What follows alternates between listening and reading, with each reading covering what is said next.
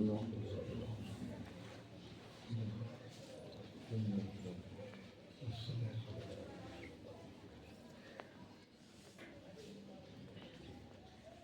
علی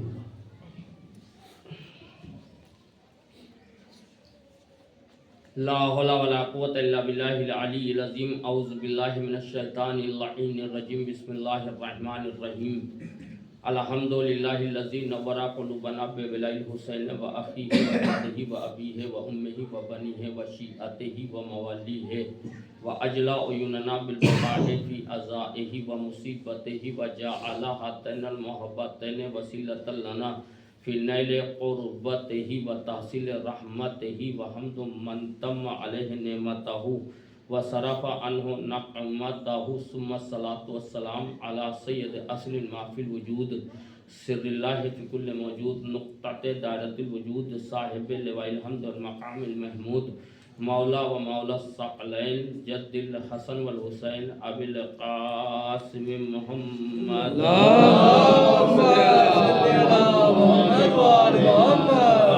الطیبین الطاہرین المعصومین المظلومین ولعنۃ اللہ علی اعدائہم اجمعین من یومنا ھذا الی قیام یوم الدین اما بعد فقد قال اللہ حق سبحانہ وتعالی فی کتابہ المبین وهو اصدق الصادقین وقولہ الحق بسم اللہ الرحمن الرحیم ومن آیاتہ ان خلق لکم من انفسکم ازواجا لتسکنوا الیہا ایک سلوات بھیجیں آپ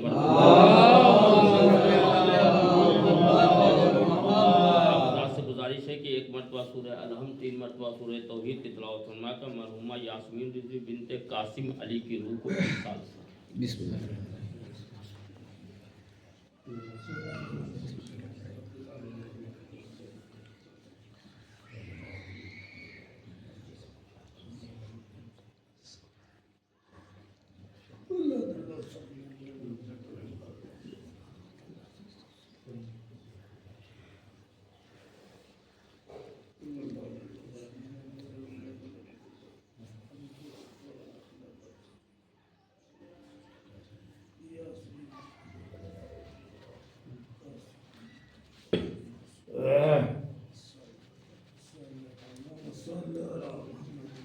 ایک سلوات بھیجیں پر محمد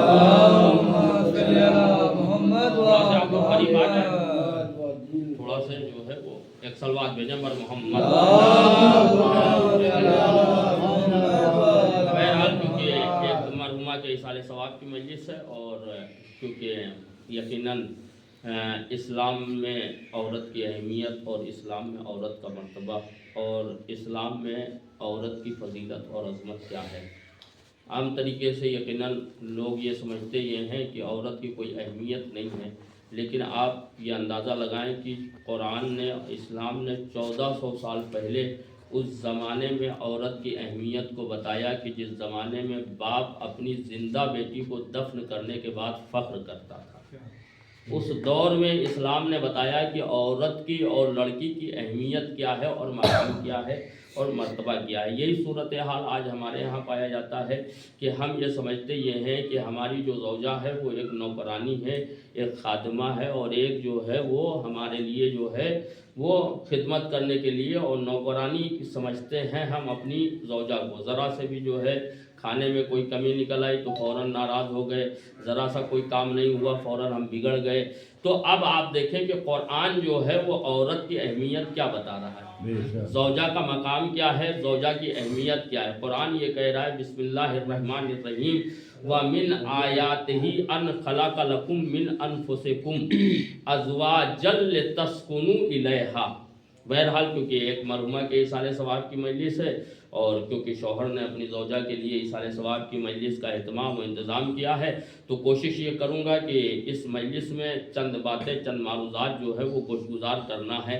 تو لہٰذا زوجہ کی اہمیت کیا ہے، قرآن یہ کہہ رہا ہے وَمِنْ آیَاتِهِ أَنْ خَلَقَ لَكُم مِّنْ أَنفُسِكُمْ أَزْوَاجًا لِتَسْكُنُوا إِلَيْهَا۔ اللہ کی نشانیوں میں سے ایک نشانی ہے، کون سی نشانی ہے؟ اور وہ نشانی جو ہے اللہ نے تمہارے ہی میں سے جو ہے وہ خلق کیا، من انفسکم ازواجا لتسکنوا اس لیے تاکہ وہ زوجہ تمہارے نفسوں کو سکون عطا کرے.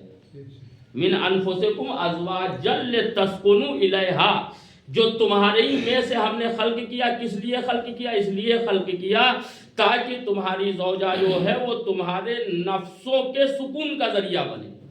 تو اب آیت کا ترجمہ آپ یوں سمجھ لیں کہ اگر میں اس طرح سے آیت کا ترجمہ کروں کہ قرآن یہ کہہ رہا ہے کہ زوجہ جو ہے وہ زوجہ ہی نہیں ہے بلکہ آیت اللہ ہے. بھائی اللہ کیا کہہ رہا ہوں؟ من آیات ہی، اللہ کی نے اس کا مطلب یہ ہے کہ ہم جسے نوکرانی سمجھ رہے ہیں، ہم جسے خادمہ سمجھ رہے ہیں، وہ خادمہ نہیں ہے، وہ نوکرانی نہیں، بلکہ کیا ہے؟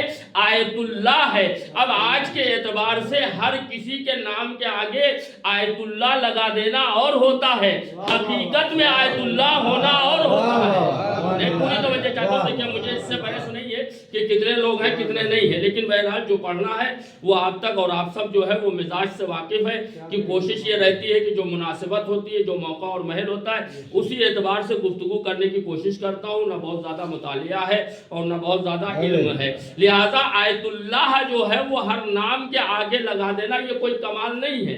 اور بہرحال کیونکہ آج تو القاب بٹ رہے ہیں، اور نہ القاب بٹنے میں پیسہ خرچہ ہو رہا ہے، اور نہ القاب لگانے میں پیسہ خرچہ ہو رہا ہے، اور نہ القاب لینے میں پیسہ خرچ ہو رہا ہے. ایک سلوات بھیجے بھائی.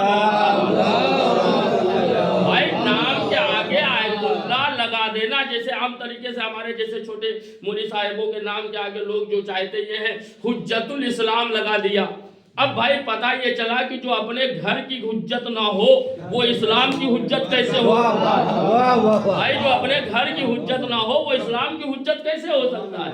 اسی طرح آیت اللہ، علامہ، بڑے بڑے کا القاب جو ہے بھائی آیت اللہ کے معنی کیا؟ آیت اللہ وہ ہوتا ہے جو بحر قرآن بحر حدیث میں غوطہ لگانے کے بعد ایک مسئلہ لے کر کے ساحل پر آئے، وہ آیت اللہ ہوتا ہے. ایک سلوات بھیجے.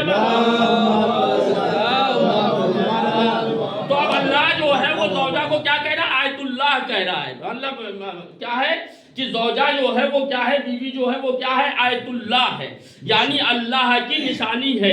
کس کے لیے؟ کس لیے ہے؟ اس لیے ہے تاکہ نفسوں کے سکون کا ذریعہ بنے، یعنی شوہر کے نفس کے سکون کا ذریعہ بنے. وہ کون ہے؟ وہ زوجہ ہے. کون ہے؟ قرآن کیا کہہ رہا ہے؟ ازواجا لتسکنوا الیہا، اس لیے کہ تاکہ تمہارے سکون کا ذریعہ بنے. یہ قرآن عام عورتوں کی بات کر رہا ہے. قرآن جو ہے یہ عام عورتوں کی بات کر رہا ہے، عام ازواج کی بات کر رہا ہے، ہر عورت کی مطلب ہر زوجہ کی جو ہے وہ بات کر رہا ہے. مگر شرط یہ ہے کہ وہ زوجہ جو ہے آیت اللہ ہوگی جو اپنے شوہر کے نفس کے سکون کا ذریعہ بنے. کیا بنے؟ سکون کا ذریعہ، پریشانی کا ذریعہ نہ بنے، ہے یا نہیں؟ مصیبت کا ذریعہ نہ بنے، تکلیف کا ذریعہ نہ بنے، ہے یا نہیں؟ آیت اللہ کب ہوگی؟ کہ جب اپنے شوہر کے نفس کے سکون کا ذریعہ بنے. کیسے سکون کا ذریعہ بنے؟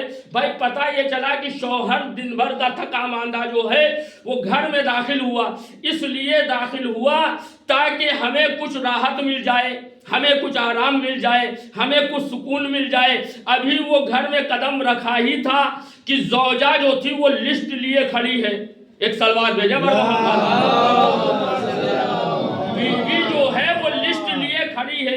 اب دن بھر کا تھکا ماندہ شوہر جو آیا ہے وہ سکون چاہ رہا تھا، لیکن زوجہ بجائے سکون کے جو ہے وہ مصیبت اور پریشانی کا سبب بنی. کیا بنی؟ پریشانی اور مصیبت کا سبب بنی. تو اس کا مطلب یہ ہے کہ وہ زوجہ آیت اللہ ہوگی جو اپنے شوہر کے سکون کا ذریعہ بنے. بھائی یہ عام عورتوں کی بات ہو رہی ہے، یہ عام عورتوں کی بات ہے، عام ازواج کی بات ہے. تو اب آپ یہاں سے اندازہ لگائیں، جب ایک عورت اپنے شوہر کے نفس کے سکون کا ذریعہ بنے تو وہ آیت اللہ ہوتی ہے، وہ اللہ کی نشانی ہوتی ہے. تو اب دنیا اس شہزادی کونین کی عظمت کا اندازہ لگائے کہ جو فاطمہ نفس رسول کے سکون کا ذریعہ بنے. ایک سلوات ہے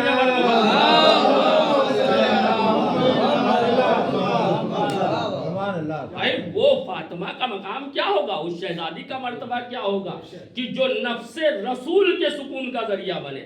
تو اب میں یہاں پر ایک جملہ اور عرض کر دوں کہ جو شوہر کے سکون کا ذریعہ بنے وہ آیت اللہ ہے، اور جو شوہر کی تکلیف اور پریشانی کا ذریعہ بنے تو وہ لعنت اللہ تو ہو سکتی ہے، آیت اللہ نہیں ہے۔ ایک سلوات بھیجے وہ لعنت اللہ ہو سکتی ہے، آیت اللہ نہیں ہو سکتی۔ کیوں؟ اس وجہ سے کہ وہ شوہر کے لیے، اسی وجہ سے روایات احادیث یہ ہے کہ جس زوجہ سے اس کا شوہر راضی ہو جائے، پیغمبر اسلام حضرت محمد مصطفیٰ صلی اللہ علیہ وسلم کی خدمت میں آنے والی ایک عورت آتی ہے اور آنے کے بعد کہتی ہے یا رسول اللہ یہ بتائیں عورت کی ذمہ داری کیا ہے؟ کیا ہے عورت کی ذمہ داری کیا ہے؟ تو پیغمبر نے فرمایا کہ عورت کی ذمہ داری یہ ہے کہ وہ اپنے شوہر کی خدمت کرے۔ کیا ذمہ داری ہے؟ شوہر کی خدمت کرے۔ اب اس عورت نے کہا کہ یا رسول اللہ مرد کی کیا ذمہ داری ہے؟ تو ایک مرتبہ پیغمبر نے فرمایا کہ مرد کی ذمہ داری یہ ہے کہ وہ والدین کی خدمت کرے۔ پوری توجہ چاہتا ہوں کہ پیغمبر نے کیا فرمایا کہ عورت کی ذمہ داری کیا ہے؟ شوہر کی خدمت کرے، اور مرد کی ذمہ داری کیا ہے کہ والدین کی خدمت کرے۔ اسی وجہ سے روایت میں یہ ہے کہ جس عورت سے اس کا شوہر راضی ہو جائے، یقیناً یہ بہت اہم مقام ہوتا ہے کہ آیا جو ہے عورت سے اس کا شوہر راضی ہو جائے، تو روایت میں یہ ہے کہ اللہ جو ہے پروردگار عالم جو ہے اس عورت کو جنت عطا کرتا ہے جس عورت سے اس کا شوہر راضی ہو جائے، ہے یا نہیں؟ اب آپ اندازہ لگائیں کہ یہ عام شوہر کی بات ہو رہی ہے، عام عورتوں کی بات ہو رہی ہے، تو اب اس کا مطلب یہ ہے کہ اس عورت کی اہمیت یہ ہے کہ جس کا شوہر جو ہے اس سے راضی ہو جائے۔ اسی وجہ سے روایات حدیث ہے کہ آپ دیکھیں کہ عورت کو بغیر شوہر کی اجازت کے صدقہ بھی دینا جائز نہیں۔ حکم ہے کہ بغیر شوہر کی اجازت کے وہ صدقہ نہیں دے سکتی ہے، بغیر شوہر کی اجازت کے وہ گھر کے باہر قدم نہیں رکھ سکتی۔ روایت یہ ہے کہ اگر جو عورت اپنے شوہر کی اجازت کے بغیر گھر سے قدم نکالتی ہے جب تک واپس نہیں آ جاتی ہے اللہ لعنت کرتا رہے۔ یہ مقام ہے شوہر کا، اس کا مطلب یہ ہے۔ اسی وجہ سے، اور یہی وجہ ہے کہ اسی وجہ سے قرآن یہ کہہ رہا ہے وَمِنْ آيَاتِهِ أَنْ خَلَقَ لَكُم مِّنْ أَنفُسِكُمْ أَزْوَاجًا لِتَسْكُنُوا إِلَيْهَا، تمہارے ہی میں سے ہم نے خلق کیا، اس لیے خلق کیا تاکہ وہ تمہارے نفسوں کے سکون کا ذریعہ بنے۔ ازواجا لتسکنوا الیہا، اس کا مطلب یہ ہے کہ یقیناً عورت جو ہے، زوجہ جو ہے، وہ شوہر کے نفس کے سکون کا ذریعہ ہے۔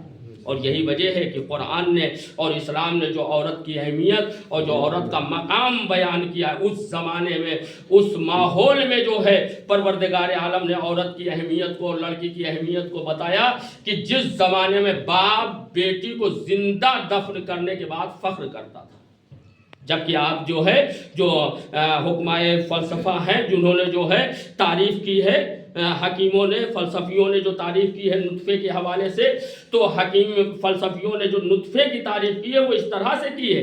نطفے کی تعریف یہ کی کہ بیٹی جو ہوتی ہے وہ باپ کا نطفہ ہوتی ہے۔ پوری توجہ چاہتا ہوں، بیٹی جو ہوتی ہے کس کا نطفہ ہوتی ہے؟ باپ کا نطفہ ہوتی ہے۔ بیٹا جو ہوتا ہے وہ ماں کا نطفہ ہوتا ہے۔ پوری توجہ چاہتا ہوں، حکماں نے، فلسفیوں نے جو تعریف کی ہے بیٹی اور بیٹے کے حوالے سے، تو وہ تعریف اس طرح سے کرتے ہیں کہ بیٹی جو ہوتی ہے وہ باپ کا نطفہ ہوتی ہے، بیٹا جو ہوتا ہے وہ ماں کا نطفہ ہوتا ہے۔ اسی وجہ سے آپ نے تجربہ کیا ہوگا کہ جب بیٹی کوئی خطا کرتی ہے تو باپ بیٹی کی وکالت کرتا ہے۔ بھائی کیا کرتا ہے؟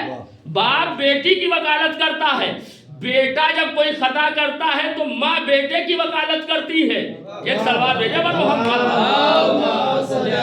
آئیے دیکھیں حکماں نے جو ہے وہ تعریف کی ہے۔ حکماں نے تعریف کیا کی ہے کہ اسی وجہ سے آپ دیکھیں روایات میں یہ ہے کہ اگر باپ مر جاتا ہے اور اگر کوئی بیٹی باہر رہتی ہے تو پورے علاقے کو یہ خبر ہو جاتی ہے کہ بیٹی آئی ہے یا نہیں؟ اور اگر جو ہے باپ کا انتقال ہو جائے اور جنازے پر سناٹا ہوتا ہے تو لوگ یہ برجستہ پوچھتے ہیں کیا ان کی کوئی بیٹی نہیں تھی؟ ایک سلوات بھیجے گا محمد. تو حکمان نے کیا, فلسفیوں نے کیا تعریف کی کہ بیٹی جو ہوتی ہے وہ باپ کا نطفہ اور بیٹا جو ہوتا ہے وہ کس کا نطفہ, ماں کا نطفہ. اسی وجہ سے جب کوئی مسئلہ کوئی معاملہ آتا ہے تو باپ بیٹی کی وکالت کرتا ہے اور ماں جو ہے وہ بیٹے کی وکالت کرتی ہے. یہ آپ سب کا بہرحال آپ سب بزرگ حضرات موجود ہیں اور آپ سب کا جو ہے وہ تجربہ ہوگا کہ واقعاً جو ہے کہ جب کوئی بیٹی کوئی غلطی کوئی خطا کرتی ہے تو فوراً باپ کھڑا ہو جاتا ہے. ماں مثلاً اگر ناراض ہوتی ہے یا بگڑتی ہے تو باپ فوراً جو ہے وہ بیٹی کی حمایت میں کھڑا ہو جاتا ہے. اسی طرح سے جب بیٹا کوئی غلطی اور کوئی خطا کرتا ہے اور باپ اگر ناراض ہوتا ہے تو ماں فوراً جو ہے وہ بیٹے کی وکالت کے لیے کھڑی ہو جاتی ہے. اب آپ سمجھے کہ اس کا مطلب یہ ہے کہ اس عرب زمانے میں آج سے 1400 سال پہلے باپ اپنے ہی نطفے کو دفن کرنے کے بعد فخر کر رہا تھا. یہی تھا یا نہیں صورتحال؟ اللہ نے آج سے 1400 سال پہلے بتایا کہ بیٹی کا مقام کیا ہے. اسی وجہ سے اللہ نے پیغمبر اسلام حضرت محمد مصطفیٰ صلی اللہ علیہ وسلم کو بیٹی دے کر کے بتا دیا کہ اے میرے حبیب قیامت تک دنیا کی نسل جو ہوگی وہ بیٹے سے چلے گی, مگر اے میرے حبیب آپ کی نسل بیٹی سے چلے گی. یہ ایک اہمیت اور بات آ گئی ہے, کیونکہ میں یہ چاہتا ہی ہوں اور خاص کر کے کیونکہ یہ آج جو ہے وہ ماہ جمادی الثانی کی جو ہے وہ آخری تاریخ ہے. اگر آج چاند کی اطلاع ہو گئی تو انشاءاللہ کل جو ہے وہ ماہ رجب المرجب کی پہلی تاریخ ہوگی. لہذا میری کوشش یہ رہتی ہے کہ جو مناسبتیں ہیں اس مناسبت سے بھی جو ہے وہ مومنین کو باخبر کر دیا جائے اور آگاہ کر دیا جائے. تو میں عرض یہ کر رہا تھا کہ زوجہ کون ہے؟ وہ زوجہ جو ہمارے لیے سکون کا ذریعہ. کیا ہے ہمارے لیے؟ سکون کا ذریعہ. تو جب عام ازواج کی یہ اہمیت ہے تو اس شہزادی کا مقام کیا ہوگا کہ جو نفس رسول کے سکون کا ذریعہ. اور یقیناً آپ ذرا سوچیں کہ شہزادی اور بیٹی کا عورت کا مقام, بارہا آپ سب سنتے رہتے ہیں کہ عورت کی زندگی کے 3 پہلو. ایک پہلو جو ہے بیٹی کا, دوسرا پہلو زوجہ کا, تیسرا پہلو ماں کا. یقیناً جو ہے یہ 3 پہلو جو ہیں وہ اتنے اہم ہیں. یقیناً جو ہے بیٹی کا مقام یہ ہے کہ بیٹی باپ کے لیے رحمت ہوتی ہے. زوجہ کا مقام یہ ہے کہ زوجہ شوہر کے لیے نصف ایمان ہوتی ہے. ماں کا مقام یہ ہے کہ ماں بچوں کے لیے جنت ہوتی ہے. اب آپ سمجھیں آج جو ہے دنیا میں یہ ہو رہا ہے کہ بھائی اسلام نے جو ہے وہ عورت کی اہمیت نہیں, اسلام میں عورت کی اہمیت ہے. اور اسی وجہ سے کہ عورت کی اہمیت کے حوالے سے میں یہ عرض کر دوں کہ دیکھیے کہ یہ بھی ایک اہم جو ہے وہ شرعی مسئلہ ہے. اور وہ شرعی مسئلہ یہ ہے کہ بیٹی کا وراثت میں حق ہے, لیکن کتنا حق ہے؟ یہ واجب ہے اور ضروری ہے. ہر باپ کی ذمہ داری بھی ہے اور ہر ورثہ کی جو ہے وہ ذمہ داری ہے کہ وہ بیٹی کا حق دے, بہن کا حق دے. کیا حق ہے؟ 2 حصے بیٹے کے ہیں اور 1 حصہ بیٹی کا ہے. کیا ہے؟ 2 حصے بیٹے کے, 1 حصہ بیٹی کا. اگر باپ 3 روپے چھوڑ کر کے جا رہا ہے تو واجب ہے بیٹے کے اوپر کہ 2 روپے اس کو دے. 2 روپے اس کا حق ہوا اور 1 روپے کس کا حق ہوا؟ بیٹی کا حق ہی. یہ کیوں اسلام نے رکھا؟ پوری توجہ چاہتا ہوں. دیکھیے اسلام بہت اہم مذہب ہے. آپ اس بات کو سمجھیں کہ بھائی سوال یہ ہے کہ یہ اس لیے بیٹی کا حق رکھا وراثت میں تاکہ وہ بیٹی جو رخصت ہو کر کے گئی ہے وہ جب پلٹ کر کے آئے تو وہ مہمان بن کر کے نہ آئے بلکہ مالکہ بن کر کے آئے. نہیں, پوری توجہ چاہتا ہوں. وہ جو بیٹی رخصت ہو کر کے گئی ہے وہ مہمان بن کر کے نہ آئے بلکہ مالکہ بن کر کے آئے. اسی وجہ سے جب وہ بیٹی اپنے باپ کے یہاں آئے گی تو نماز پوری پڑھے گی, قصر نہیں پڑھے گی. ایک تلوار ہے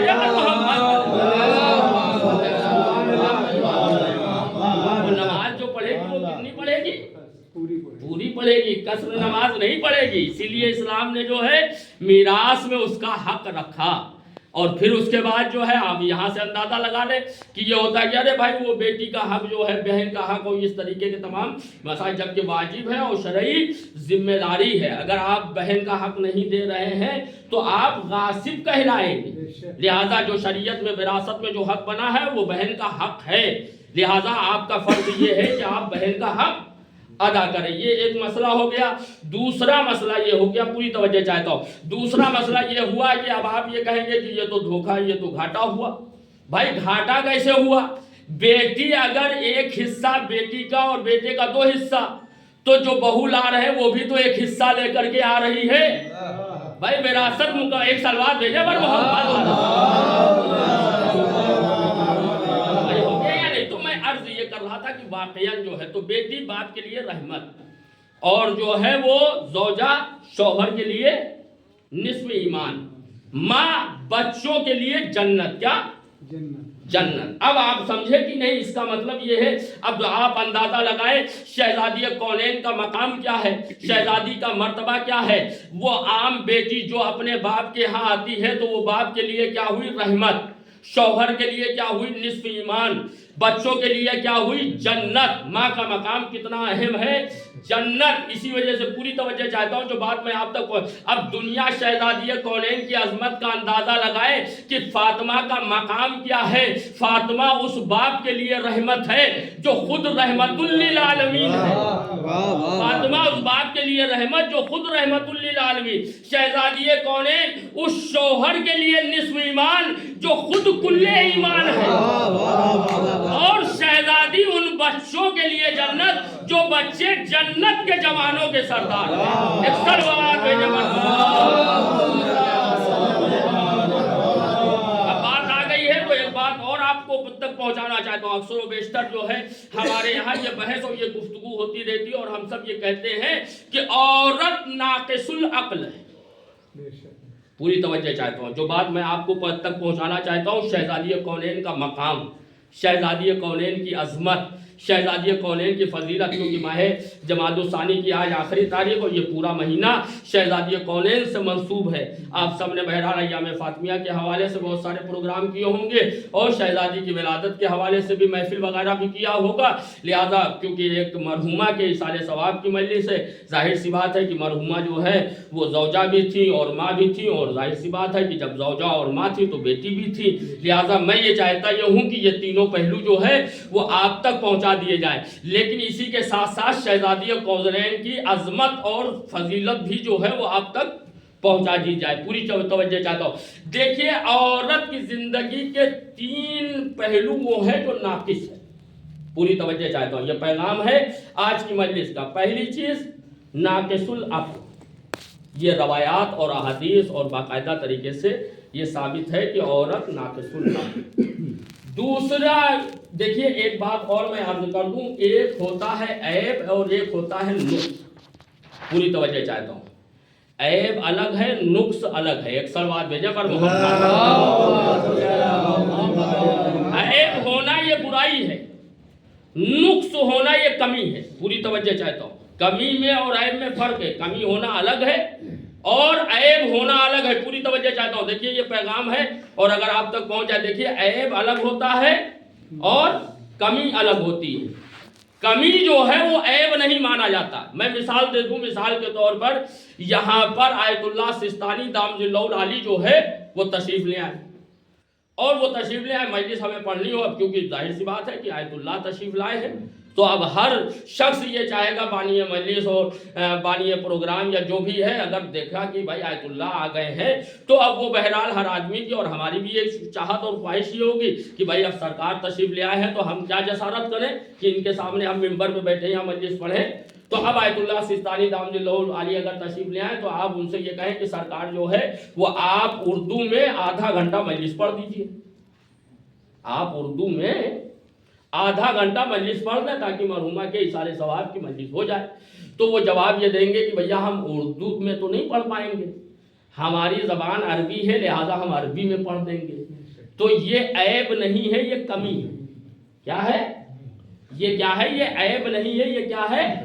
کمی ہے۔ لہذا کمی ہونا اور ہوتا ہے، عیب ہونا الگ اور ہوتا ہے۔ بھائی اگر آپ ہم سے یہ کہیں کہ مولانا صاحب جو ہے آپ انگلش جانتے ہیں کیا، تو ہم کہیں نہیں بھائی ہم انگلش نہیں جانتے. تو کہیں بتاؤ مولانا کہ اندر اتنا بڑا عیب پایا جاتا ہے، تو یہ عیب نہیں کہلائے گا، یہ کمی کہلائے گی. تو میں عرض یہ کر رہا تھا کہ ہر اس حوالے سے جو ہے عیب الگ ہے اور کمی الگ. پوری توجہ چاہیے. یاد دنیا کی ہر عورت میں جو ہے 3 کمی پائی جاتی ہے. پوری توجہ چاہتا ہوں. سنیں گے شہزادی کونین کی عظمت اور مرحومہ کی مجلس کی ایثار ثواب کی مجلس کے حوالے سے پوری توجہ چاہتا ہوں. ہر عورت میں، دنیا کی تمام عورتوں میں 3 کمیاں پائی جاتی ہیں.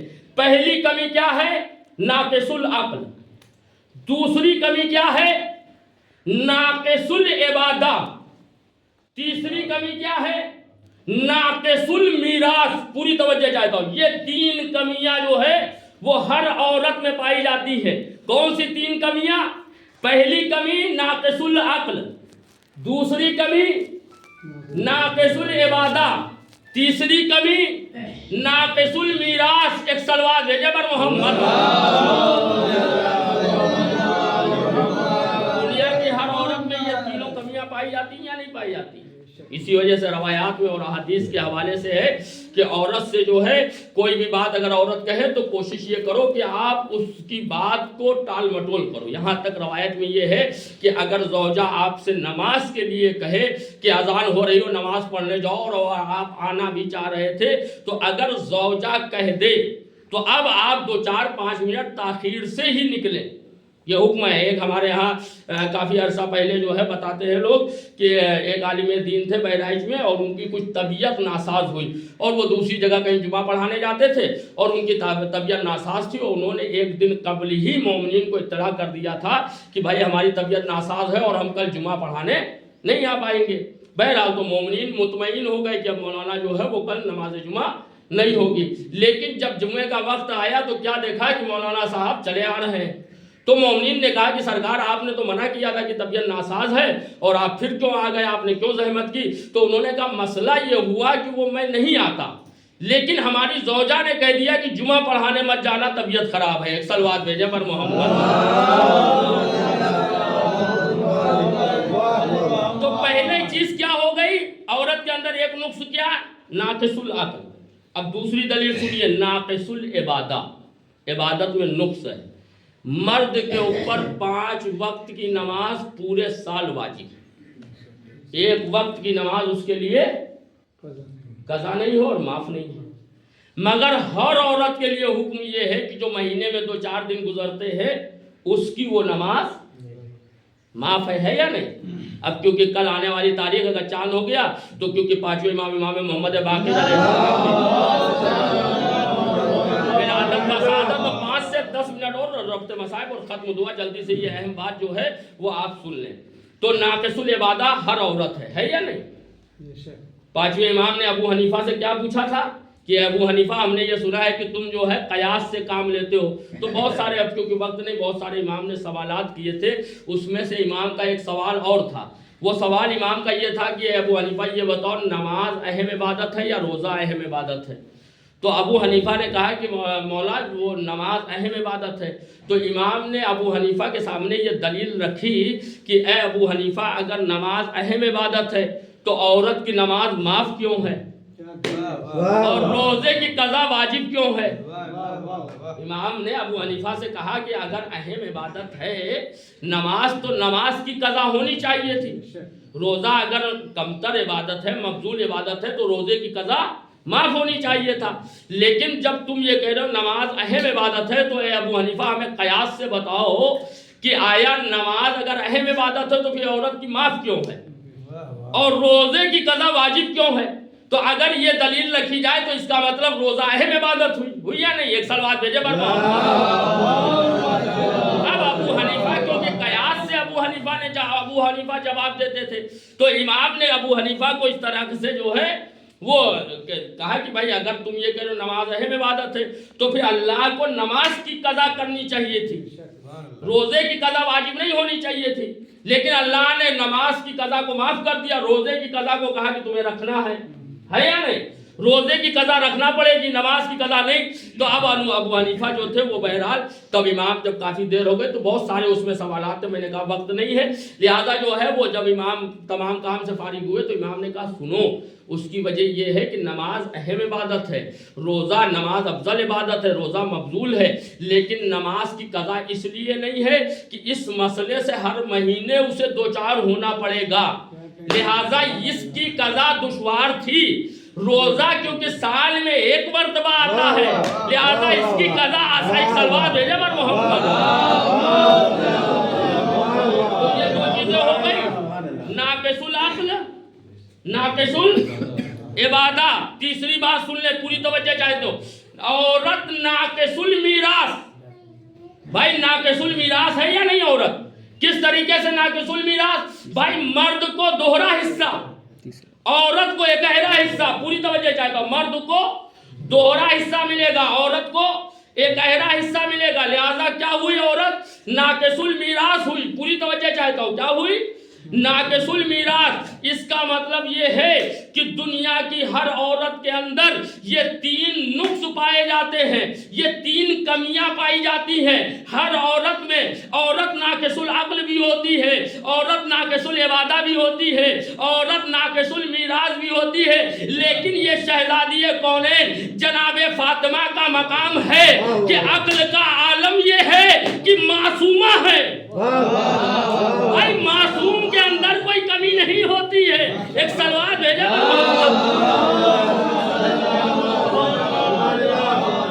بھائی معصوم وہ ہوتا ہے کہ جس کی عقل میں نقص نہیں پایا جاتا ہے۔ اس کا مطلب یہ ہے کہ اللہ نے شہزادی کو معصومہ بنایا تاکہ کوئی یہ نہ کہہ سکے کہ معاذ اللہ ناقص العقل ہے۔ یہ دوسری دلیل، پہلی دلیل ہو گئی شہزادی ناقص العقل نہیں کیونکہ معصومہ ہے۔ دوسری دلیل شہزادی ناقص العبادہ بھی نہیں ہے، اس کی دلیل یہ ہے کہ اگر 15 رمضان کو حسن جیسے بیٹے کی ولادت ہو تو نہ روزہ ٹوٹے نہ مصلی چھوٹے۔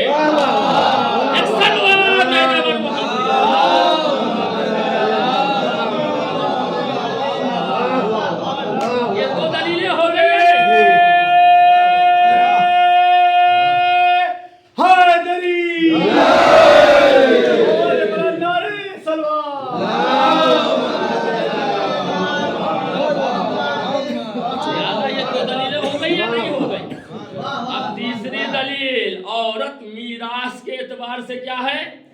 ناقص المیراث ہے۔ کیا ہے؟ ناقص المیراث ہے یا نہیں؟ لیکن اللہ نے شہزادی کونین کا مقام یہ ہے کہ شہزادی کے میراث میں بھی کوئی حصے دار نہیں ہے۔ کیا سن رہے ہیں؟ پوری توجہ چاہتا ہوں، شہزادی کی میراث میں کوئی حصے دار نہیں ہے۔ شہزادی اپنے باپ کی میراث کی تنہا حقدار ہے۔ ایک سلوات ہے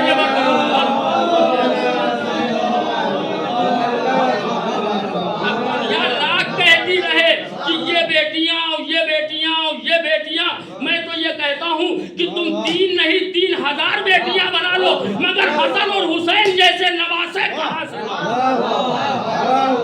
آپ بیٹیاں 3 نہیں 3000 بنا لو ہے یا نہیں، لیکن آپ دکھاؤ تو، چاہے جتنی بیٹیاں بنا لو۔ آپ بتاؤ مہر کا مسئلہ آتا ہے تو کون سا مہر آتا ہے؟ مہر فاطمی آتا ہے یا نہیں؟ جہیز کا مسئلہ آتا ہے تو کون سا آتا ہے؟ جہیز فاطمی آتا ہے یا نہیں؟ میراث کے مطالبے کا مسئلہ آتا ہے تو کون آتا ہے؟ شہزادی کونین ہی تو آئی، کوئی دوسری آئی یا نہیں آئی؟ اور آپ چاہے جتنی بیٹیاں بنا لو، نواسے حسن حسین کے علاوہ کس کو لاؤ گے؟ ہے یا نہیں؟ حسن و حسین ہی تو نواسے رہیں گے یا نہیں رہیں گے؟ لہٰذا یہ شہزادی کونین کا مقام ہے۔ بہرحال کیونکہ وقت تو ہو گیا، اور یقیناً جو ہے زوجہ کی اہمیت یہ ہے کہ آپ دیکھیں کہ پیغمبر اسلام حضرت محمد مصطفیٰ صلی اللہ علیہ وسلم نے کہا کہ اے علی یہ بتاؤ تم نے میری بیٹی کو کیسا پایا؟ مولا نے فرمایا یا رسول اللہ میں نے فاطمہ کو عبادت میں برابر کا شریک پایا۔ اب سمجھے زوجہ کون ہے اور یہی وجہ ہے کہ آپ دیکھیں کہ روایت یہ بتاتی یہ ہے کہ پوری زندگی شہزادی نے کبھی مولا سے کوئی فرمائش نہیں کی۔ آپ اندازہ لگائیں کہ زوجہ کی اہمیت کیا ہے۔ پوری زندگی شہزادی نے جو ہے وہ مولا کائنات سے کسی چیز کی خواہش نہیں کی۔ جب شہزادی علیل ہیں اور جلتا ہوا دروازہ شہزادی کے پہلو پہ گرا دیا گیا، روایت یہ بتاتی یہ ہے کہ شہزادی زخمی ہے۔ مولا کائنات نے بہت اصرار کیا، اے بنت رسول کچھ فرمائش کر دو۔ نہیں، ابوالحسن بابا نے منع کیا تھا کہ کبھی ابوالحسن سے کوئی فرمائش نہ کرنا۔ جب مولا نے بہت اصرار کیا تو شہزادی نے کہا ابوالحسن دل چاہ رہا ہے کہیں سے تھوڑا سا انار مل جائے۔ آپ ذرا سوچیں، پوری زندگی ایک انار کی فرمائش، لیکن اللہ ہر مولا کائنات گئے اور جانے کے بعد انار کو تلاش کیا، اور تلاش کر کے لا رہے تھے کہ راستے میں دیکھا کہ ایک بیمار اور ناتواں پڑا ہوا۔ علی اس کے سراہنے بیٹھ گئے۔ کوئی خواہش، کوئی فرمائش، ہاں اگر کہیں سے تھوڑا سا انار مل جاتا تو تھوڑی سی قوت آ جاتی۔ اب وہ انار جو زوجہ کے لیے لے جا رہے تھے، علی نے آدھا انار اس بیمار کو کھلا دیا۔ اس نے کہا اگر کچھ اور حصہ مل جاتا تو اور قوت آ جاتی۔ علی نے آدھا انار اور کھلا دیا، اور ہاتھ جھاڑ کر کے علی مایوسی کے عالم میں کھڑے ہوئے۔ لیکن جب گھر میں داخل ہوئے تو کیا دیکھا؟ بنت رسول کے سامنے انار کا تشت رکھا ہوا ہے۔ اجرکم اللہ، یقیناً ایک مومنہ کے اصال ثواب کی مجلس ہے، ایک مرحومہ کے یقیناً بیٹی، زوجہ اور ماں کا مقام کیا ہے، سنیں گے عزادارو۔ روایت یہ بتاتی ہے کہ شہزادی کا پہلو شکستہ ہے، پسلیاں چور چور ہیں۔ روایت یہ بتاتی یہ ہے کہ جب تک مولا گھر میں رہتے ہیں تو شہزادی کام نہیں کرتی، اس لیے نہیں کرتی ہیں کہ کہیں علی کو خبر نہ ہو جائے۔ لیکن جب مولا چلے جاتے ہیں تو شہزادی اسما کے پاس آ کر کے کہتی ہے اسما بہت درد ہو رہی ہے، بہت تکلیف ہو رہی ہے۔ اسما کہتی ہے شہزادی آپ ابوالحسن سے کیوں نہیں کہتی؟ شہزادی کہتی یہ ہے ابوالحسن بہت پریشان حال ہے، ہم نہیں چاہتے کہ ابوالحسن کو اور پریشانی میں ڈالیں۔ بس سنیں گے عزادارو، زوجہ کسے کہتے ہیں؟ روایت یہ بتاتی ہے کہ ایک دن شہزادی کونین گھر کا تمام کام کر رہی ہیں، کھانا بھی پکا رہی ہیں، بچوں کو نہلا بھی رہی ہیں، پانی بھی بھر رہی ہیں اور تمام کام کو انجام دے رہی۔ مولا کائنات کی نظر پڑی ہے، بنت رسول ایسا لگ رہا ہے اللہ صحت عطا کر رہا ہے۔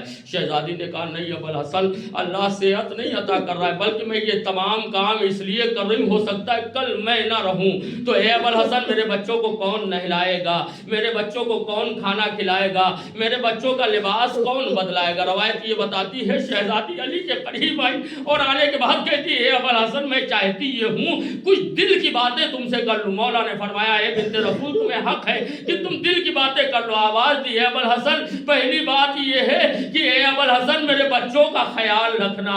اے ابوالحسن دیکھو میرا لال حسین رات کی تاریکی میں اٹھ کر کے پانی مانگتا ہے، اے ابوالحسن میرے حسین کا خاص خیال رکھنا۔ اس کے بعد شہزادی کہتی ہے ابوالحسن کوشش کرنا میرے جنازے کو رات میں غسل دینا، رات میں کفن پہنانا، رات میں میرے جنازے کو رات کی تاریکی میں دفن کرنا۔ یہ تمام باتیں شہزادی نے ابوالحسن مولا کائنات سے کی، اور کرنے کے بعد روایت بتاتی یہ ہے شہزادی حجرے میں گئی اور جانے لگی تو کہا اے اسما جب تک تسبیح و تحلیل کی آوازیں آتی رہے سمجھنا میں زندہ ہوں، تسبیح و تحلیل کی آوازیں بند ہو جائیں تو سمجھنا میں اس دنیا سے رخصت ہو گئی۔ بس سنیں گے عزادارو آخری جملہ اور ختم دعا۔ روایت بتاتی یہ ہے کہ شہزادی حجرے میں گئی اور جانے کے بعد کہا اے فضہ ذرا میری بیٹی زینب کو بھیج دینا۔ بس روایت بتاتی یہ ہے کہ شہزادی زینب آئی، 4 یا 5 سال کا شہزادی زینب کا سن ہے۔ ایک مرتبہ جب زینب حجرے میں گئی ہے تو ایک مرتبہ شہزادی نے کہا اے بیٹی زینب وہ صندوق رکھا ہوا ہے اس صندوق کو اٹھا لاؤ۔ ایک مرتبہ جناب زینب نے اس صندوق کو اٹھایا، اٹھانے کے بعد ماں کے قریب میں رکھا، ماں کے پاس میں رکھا۔ اب ایک مرتبہ جب شہزادی کے پاس میں اس صندوق کو رکھا تو شہزادی نے اس صندوق کو ایک ہاتھ سے کھولا، کیونکہ ایک ہاتھ پسلیوں پہ رہتا تھا، ایک ہاتھ سے شہزادی تمام کام انجام دیتی تھی۔ اب صندوق کو کھلا، قیامت کا منظر تھا۔ ایک مرتبہ شہزادی نے صندوق سے ایک کفن اور کافور نکالا، اور نکالنے کے بعد 4 سال کی بیٹی زینب کو دیا اور کہا بیٹی زینب یہ کفن اور کافور اپنے بابا علی کو دے دینا۔ بس ایک مرتبہ جناب زینب نے کہا اے اماں یہ کفن کیسا ہے؟ آواز دیے بیٹی یہ کفن جنت سے جبرائیل لے کر کے آئے تھے۔ بس ایک مرتبہ شہزادی نے دوسرا کفن اور کافور نکالا، اور نکالنے کے بعد کہا اے بیٹی زینب یہ اپنے بھیا حسن کو دے دینا۔ जनाब ज़ैनब ने वो कफन ले लिया, फिर तीसरा कफन निकाला, आवाज दिए बेटी ज़ैनब ये कफन अपने भैया हुसैन को दे देना। बस कयामत का मंजर था। एक मरतबा जनाब ज़ैनब ने उस कफन को ले लिया, फिर चौथा कफन शहजादी ने निकाला और निकालने के बाद कहा बेटी ज़ैनब ये कफन भी अपने भैया हुसैन को दे देना।